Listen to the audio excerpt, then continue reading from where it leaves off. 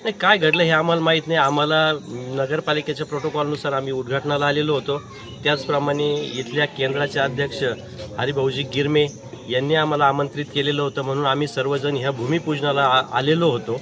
आणि एक धार्मिक कार्यात फ्लेक्स वॉर चालू झाले आणि त्याच्यावरून हे चालू झालं. आणि आम्ही कोणत्याही प्रकारच्या वादातीत जात नाही. आम्ही आत्तापर्यंत जर इतिहास बघितला तर आम्ही कायमच शांतता मार्गाने कामं करत आलेलो आहोत आणि इथून पुढे तशीच कामे करणार आहोत. नगरपालिकेकडे या जागेबाबत काही हरकती आल्या होत्या का? कोणत्याही प्रकारच्या हरकती नाही. जर हरकती होत्या तर जर रात्री त्यांनी फ्लेक्स लावले, त्यांच्या पोस्ट बघा काल फिरल्या, मग त्यावेळी का हरकत घेतली नाही? आज कार्यक्रमाच्या वेळी हरकत घेण्याची ही वेळ नव्हती.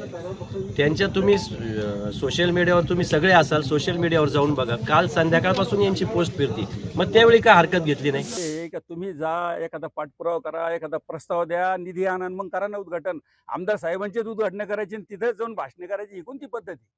नाही, आता तुम्ही याच्यापूर्वीचे कोपरगाव शहरातील जे उद्घाटन आहे ते सगळे बघितले असेल. ज्या वेळेला स्थानिक प्रतिनिधी ज्यावेळेस उद्घाटन करतो त्यावेळेला ती जी काही फर्म असते म्हणजे नगरपालिकेचे तिथले संबंधित अधिकारी, CO साहेब, हे सगळे घेऊन आमदार साहेबांनी उद्घाटन केलेले. पण आज काही अधिकारी नाही. याचा अर्थ काय हा तुम्ही त्यांना विचारा. तुमचा अर्थ आहे का बेकायदेशीर आहे का? बेकायदेशीरच आहे. त्यांचं म्हणणं आहे का प्रोटोकॉलनुसार आम्ही उद्घाटन केलं? नाही, प्रोटोकॉलनुसार म्हणजे काय? तुम्ही मग अधिकारी वर्ग का नाहीये? प्रोटोकॉलनुसार असं तर अधिकारी वर्ग सगळे तिथे उभे पाहिजे ना. एकही अधिकारी नाहीये, एकही इंजिनियर नाहीये. आमदार साहेबांचे जे उद्घाटन याच्या पूर्वीचे झालेले तुम्ही सगळ्यांनी बघितलेले. CO साहेब असतात, सगळे का तिथले अधिकारी वर्ग असतात, पण आज का नाही हा प्रश्न त्यांना विचारा.